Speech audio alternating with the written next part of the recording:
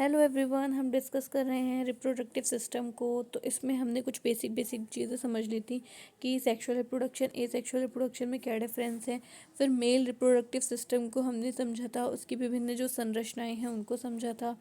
Next हमने उसमें primary organ और सेकेंडरी ग्लैंड्स जो हैं उनके बारे में समझा था। फिर क्रिप्टोकाइडिज्म क्या होता है इसके बारे में हम लोगों ने समझा था। ऑर्किडोपेक्सी क्या होती है, कैस्ट्रेशन क्या होता है, ये हमने इसको समझ लिया था। नेक्स्ट है कि अब हमने फीमेल रिप्रोडक्टिव सिस्टम का भी कुछ पार्ट डिस्कस किया था, जिसमें हम लोगों ने ओवरी का जो स्ट्रक्चर है उसके बारे में कुछ जानकारी प्राप्त की थी। ओवरी क्या होती है, ओविडक्ट क्या होती है, फ्लोपियन ट्यूब किसे कहते हैं, यूट्रस किसे कहते हैं, ये सारी चीज़ें हम लोगों ने इसमें डिस्कस कर ली थी। अब अगर आप लोगों ने वो नहीं देखा है, ये सब मैंने डिस्कस किया हुआ है वीडियो में, तो आप पिछली जो वीडियोस हैं उनको जा कर के एक बार चेकआउट ज़रूर कीजिएगा। अब हम लोग जो हैं वो इस समय डिस्कस कर रहे थे कि जो ओवरी का स्ट्रक्चर था, जिसमें विभिन्न फॉलिकल्स पाई जाती हैं जिन्हें आद्य पुटिकाएँ कहते हैं, वो जब उसमें एफएसएच हार्मोन रिलीज़ होता है, यानी हमारी pituitary gland follicle stimulating hormone release करती है, तो वहाँ से हमारी फॉलिकल्स में से कोई जो एक फॉलिकल होती है वो वेल डेवलप्ड होकर के प्राइमरी फॉलिकल बनाती है। वही आगे जा कर के और मैच्योर होकर के सेकेंडरी फॉलिकल बनाती है, वो और मैच्योर होकर के टर्शरी फॉलिकल बनाती है, और नेक्स्ट जो है वो बनाती है ग्राफियन फॉलिकल, है ना। आगे जाके यही ग्राफियन फॉलिकल जो है मैच्योर होने के बाद 14th डे एग के फॉर्म में बाहर निकल जाती है। तो जब ग्राफियन फॉलिकल बाहर निकलती है तो उसकी जो आउटर मोस्ट कवरिंग है, इसे हम कहते हैं कार्पस लुटियम, जो कि अलग हो जाता है। और 23 से 24 दिन के बाद यह भी फेगोसाइट अपशिष्ट द्वारा, मतलब इस फेगोसाइट जो होती है इसका भक्षण कर लेती हैं। तो 23 से 24 दिन के बाद जो है यहाँ से कार्पस लुटियम अलग होने लगता है। अब यहाँ पे क्या होता है कि जब तक जो ग्राफियन फॉलिकल एग फॉर्म में डेवलप नहीं हुई है, तब तक फॉलिकल स्टिमुलेटिंग हार्मोन की अधिकता रहती है। इसके बाद जब 13th और 14th डे ग्राफियन फॉलिकल बाहर निकलती है, तो उस दौरान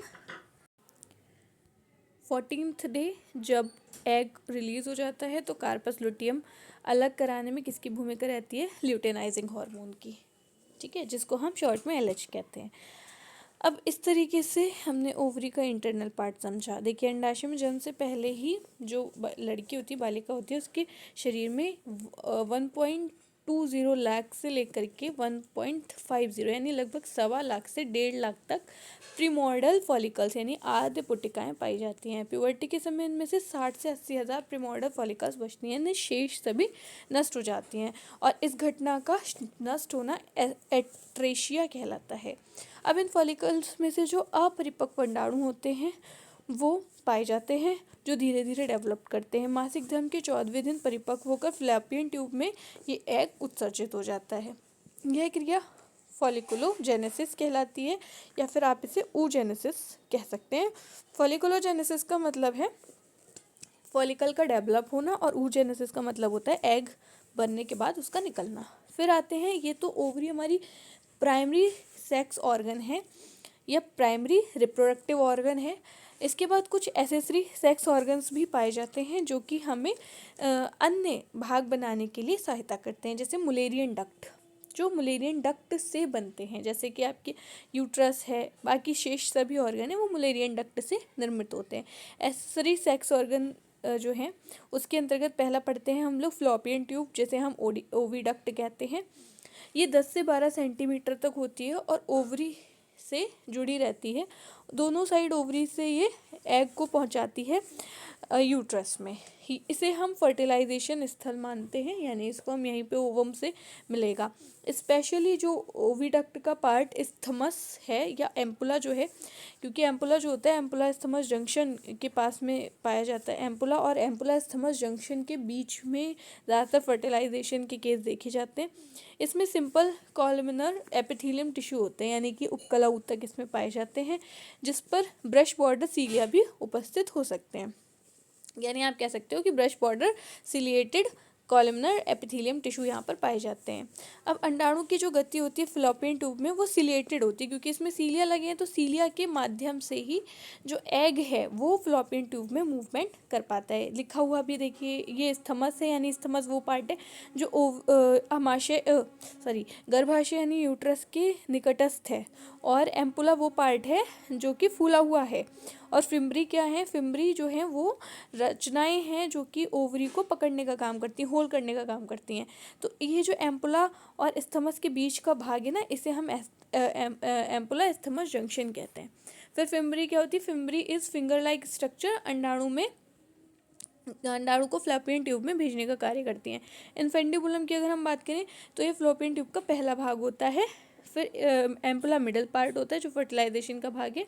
और स्थमस क्या होता है, स्थमस अंतिम भाग है जो कि गर्भाशय में खुलता है, यानी ओवरी से जुड़ा हुआ भाग इन्फेंडिबुलम, उसके बाद का एम्पुला और उसके बाद का स्थमस कहलाता है। नेक्स्ट देखते हैं यूट्रस। अब यूट्रस जो होता है वो किसके आकार का होता है, उल्टे नाशपाती के आकार का या होस्टा शेप में होता है ये। नेक्स्ट है कि इसका लंबाई चौड़ाई क्या क्या होती है, तो 7.5 यानी कि 7.5 सेंटीमीटर लंबा, लगभग 5 सेंटीमीटर चौड़ा और 2.5 सेंटीमीटर मोटाई इसकी होती है। ये अति संवहनीय है, ग्रंथिल होता है, यानी इसमें बहुत सारी ग्लैंड्स पाई जाती हैं, सीलेटेड, इसके अंदर भी सीलिया पाई जाती है। इसके द्वारा ही जो है गर्भ के अंदर शिशु का पालन पोषण होता है, यहीं पे शिशु रुका रहता है। अब इसकी 3 कवरिंग होती है। सबसे बाहर की ओर जो कवरिंग होगी वो होगी पेरिकार्डियम, मध्य में जो होगी वो होगी मायोकार्डियम, और गर्भाशय के अंतर की जो कवरिंग होती है उसे हम एंडोमेट्रियम कहते हैं। तो कार्डियम नहीं, कार्डियम हार्ट में होती है, पेरीमेट्रियम बाहर गर्भाशय के बाहर, मायोमेट्रियम गर्भाशय के मध्य में, और एंडोमेट्रियम गर्भाशय के अंतः सतह पर होगी। अब इसी एंडोमेट्रियम जो होती है ये, इसमें बहुत सारी ग्लैंड्स पाई जाती हैं, इसमें बहुत सारे ब्लड वेसल्स पाई जाती हैं, और एंडोमेट्रियम में बहुत सारा ब्लड भी मिलता है जो कि मासिक चक्र के दौरान चेंज हो जाता है। हर मासिक चक्र में ये एंडोमेट्रियम की परत जो होती है वो एग के साथ रिलीज होती है। तो इस तरीके से हर साल ये नई बनती है, हर महीने ये नए इसका निर्माण होता है। नेक्स्ट है मायोमेट्रियम, ये चिकनी पेशी होती है, चिकनी अर्थात जो कि अनैच्छिक रूप से कार्य करती है, स्मूथ मसल है, प्रसव पीड़ा में ये सबसे मोटी हो जाती है, इसमें संकुचन सबसे ज़्यादा देखने को मिलता है। जो मैक्सिमम संकुचन होता है वो मायोमेट्रियम में होता है। पेरीमेट्रियम जो होती है ये सबसे बाहर की परत होती है, सिरोसा ऑफ यूट्रस पे से हम कहते हैं सिंपल स्क्वामस एपिथेलियम टिश्यू की कवरिंग होती है। अब सबसे पहले गर्भाशय के भाग को देखें तो ऊपर की ओर फंडस है, नेक्स्ट बॉडी है, फिर थर्ड सर्विक्स है। तो ऊपरी भाग फंडस, मध्य भाग जिसमें एम्ब्रियो डेवलपमेंट साइड पाई जाएगी बॉडी, सर्विक्स सबसे पतला नैरो भाग होता है, इसमें 2 ओपनिंग होती है, इंटरनल गर्भाशय में और एक्सटर्नल योनि में। तो cervix plus vagina birth canal, cervix किसका भाग है, गर्भाशय का, और वजाइना के साथ मिलकर के बर्थ कैनाल में लाता है। नेक्स्ट वजाइना या योनि, इसकी जो लंबाई है वो 8 से 10 सेंटीमीटर होती है, आकृति ये खोखले होती है। आंतरिक स्तर इसका कैसा होता है, स्ट्रेटिफाइड स्क्वैमस एपिथेलियम टिश्यू की बनी हुई होती है, जिसमें non keratinized stratified squamous epithelium tissue पाए जाते हैं। अंदर की ओर श्लेष्मा पाई जाती है, यानी म्यूकस इसमें पाया जाता है, इसमें बहुत ज़्यादा मात्रा में ग्लाइकोजन स्टोर रहता है। यहाँ पर बैक्टीरियाज पाए जाते हैं, जिनमें से एक का नाम है लैक्टोबैसिलस एसिडोफिलस। अब ये बैक्टीरिया लैक्टोबैसिलस एसिडोफिलस जो है, ये नाम से एसिड पता चल रहा है ना, तो ये पीएच जो है बहुत लो पे मेंटेन करके रखता है, अप्रॉक्सीमेटली 3.5 से लेके 3.8 तक पीएच होता है, अर्थात बहुत ही ज़्यादा अम्लीय पीएच है इसका। एसिडोफिलस जो यहाँ पर होता है ये ग्लाइकोजन का अवायवीय विखंडन करता है, जिससे लैक्टिक एसिड का निर्माण होता है। ये लैक्टिक एसिड ही जो होता है वजाइना में इन्फेक्शन नहीं होने देता, इसको रोकने का काम करता है। यानी ग्लाइकोजन ऑलरेडी स्टोर है, और यहाँ पे जो बैक्टीरिया पाया जाता है, और ये गुड बैक्टीरियाज हैं, इनका होना ज़रूरी है, ठीक है। अगर ये नहीं होंगे तो फिर उसके बाद फिर अन्य इन्फेक्शन हो जाएंगे। नेक्स्ट है जघन शैल यानी मोनस प्यूबिस, इसमें क्या क्या चीज़ें आती हैं, इसमें सब क्यूटेनस टिश्यू और छोटे छोटे हेयर पाए जाते हैं, वो इसका पार्ट होते हैं। तो प्यूबिक रोम इसे हम कहते हैं, और बाहर की तरफ इसमें एडिपोस टिश्यू यानी बसा में उत्तक पाया जाता है। सब क्यूटेनस उत्तक इसमें पाए जाते हैं, जिसे मोनस प्यूबिक कहते हैं। नेक्स्ट है हाइमन मेम्ब्रेन। हाइमन मेम्ब्रेन जो होती है नियर वजाइनल ओपनिंग एक वेस्कुलर वेस्कुलराइज म्यूकस मेम्ब्रेन पाई जाती है, जैसे हम हाइमन मेम्ब्रेन कहते हैं। अब ये जो होती है बाहर का जो भाग होता है, बाहर की जो स्किन होती है, इसे प्रीप्यूस कहते हैं, ठीक है। और इसमें कुछ प्रमुख ग्रंथियाँ पाई जाती हैं, जैसे Bartholin gland, para urethral gland, urethral opening, vaginal opening, ये सब यहाँ पार्ट इसमें पाए जाते हैं। इसके अंदर की ओर स्काई ब्लू कलर से जो दिख रही है वो हाइमन ग्रंथि है। हाइमन ग्रंथि जो होती है वो एक झिल्ली नुमा पदार्थ है। अब जो बार्थोलियन ग्लैंड्स है वो नर में काउपर्स या वोल्वोयूरेथ्रल ग्लैंड का ही दूसरा रूप है, ठीक है। महिलाओं में बार्थोलियन ग्लैंड होती है और पुरुषों में काउपर्स या वोल्वोयूरेथ्रल ग्लैंड होती है। नेक्स्ट है कि जो एक्सटर्नल जेनाइटल एरिया है उसमें क्या क्या होते हैं भाग, तो उसमें ये प्रमुख भाग है। क्लाइटोरिस ऊपर की तरफ, उसके बाद यूरिन का पोर अलग होता है और योनि मार्ग अलग होता है। पुरुषों में दोनों मार्ग एक होते हैं, महिलाओं में दोनों अलग अलग हैं। और इसके अलावा इसमें बाहर की ओर प्यूबिक हेयर्स पाए जाते हैं, मोनस प्यूबिस पाई जाती है।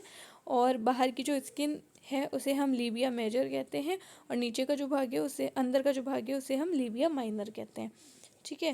तो इस तरीके से इसका ये भाग निर्माण होता है। क्लाइटोरिस में कुछ ऐसे टिश्यूज़ पाए जाते हैं जो कि ऐसा माना जाता है कि पेनिस के समजात या होमोलोगस अंग हैं, ठीक है। होमोलोगस अंग क्या होते हैं, जिनकी उत्पत्ति समान होती है, और जो कार्य में समान होते हैं वो समवृत्ति अंग कहलाते हैं।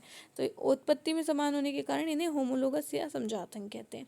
फिर बार्थोलियन ग्लैंड, ये काउपर्स ग्रंथि की समान, आपको काउपर्स ग्रंथि याद होगी जो प्रोस्टेट ग्लैंड के नीचे पाई जा रही थी पुरुषों में। काउपर्स ग्रंथि की समजात बार्थोलियन ग्लैंड होती है। जो आपकी काउपर्स ग्लैंड होती है वो भी संख्या में 2 यानी एक जोड़ी होती है, और बार्थोलियन की भी यही है कि संख्या में ये 2 हैं। Near vaginal opening, vaginal opening के पास होती हैं और ये स्नेहक पदार्थ का स्राव करती हैं।